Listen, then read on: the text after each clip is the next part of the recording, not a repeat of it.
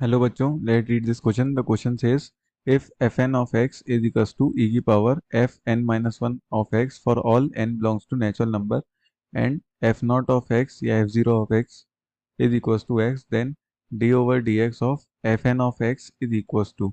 Question is little bit confusing, but it is very easy. So first of all, we will see the key concept to solve this problem. तो हमारा जो की concept यहाँ पे use होगा वो एक ही होगा कि y is equals to e की पावर x जो होता है, अगर हम इसका डिफरेंशिएशन करें तो ये हमारा क्या हो जाता है, वापस लौट के ई की पावर x ही आ जाता है. ठीक है. और अम, इसके अलावा x का डिफरेंशिएशन वन होता है, एक ये भी है y is equals to X है, तो D Y by D X क्या हो जाएगा हमारा, वन. ठीक है. तो ये बस छोटी बहुत की कंसेप्ट थे, सिंपल से. इसके अलावा कुछ नहीं है इसमें. अब हम सॉल्यूशन पे चलते हैं इसके. तो सॉल्यूशन हमें क्या करना है कि हमें निकालना है D over D x of, हमें निकालना है D over D x of F N of x. ठीक है. तो एफ एन ऑफ एक्स क्या दे रखा है हमें, ये यानी हमें निकालना है D over D x of e की power f N minus one of x. ठीक है. ई की पावर एक्स का डिफरेंशिएशन क्या हो जाता है, ई की power x as it is. तो ई की power f N minus one of x as it is आ जाएगा.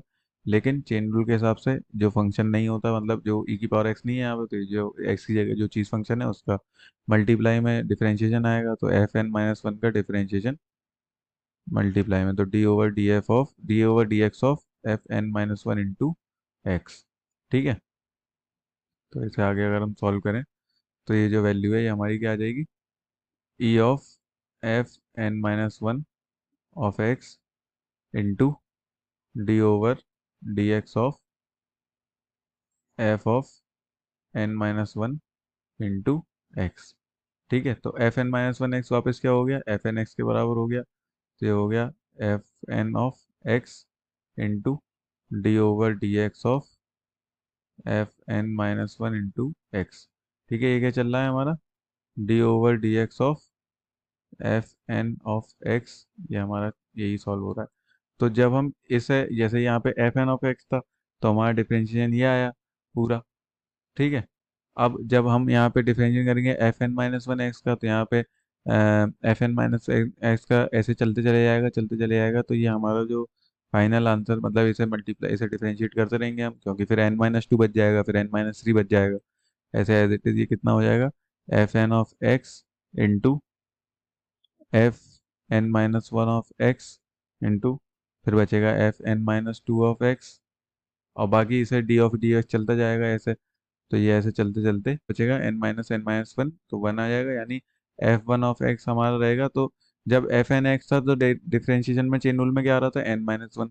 तो जब एफ वन ऑफ एक्स पे हम रुकेंगे तो डिफरेंशिएशन में क्या आएगा, एन माइनस, यानी एफ जीरो, एक एक प्रीसीडिंग. तो हो जाएगा डिफरेंस मल्टीप्लाई में डी अपॉन डी एक्स के अंदर, डी ओवर डी एक्स के अंदर एफ नॉट ऑफ एक्स. ठीक है. और एफ नॉट ऑफ एक्स की वैल्यू क्या दे रखी थी गिवन हमें, एक्स. तो यानी एक्स का डिफरेंशिएशन क्या हो जाएगा, ये हमारा फंक्शन एक्स दे रखा है, इसका डिफरेंशिएशन करेंगे तो ये वन हो जाएगा. तो हमारा फाइनल आंसर आ जाएगा F N of x into F N minus one of x into F N minus two of x, ऐसी so on f one of x into one. मतलब एक्स का डिफरेंशिएशन तो वन ही होगा, तो इसका डिफरेंशिएशन हमारा किसके बराबर आ जाएगा, वन के बराबर. तो hence option C is correct. So I hope you will understand this question. Thank you. All the best.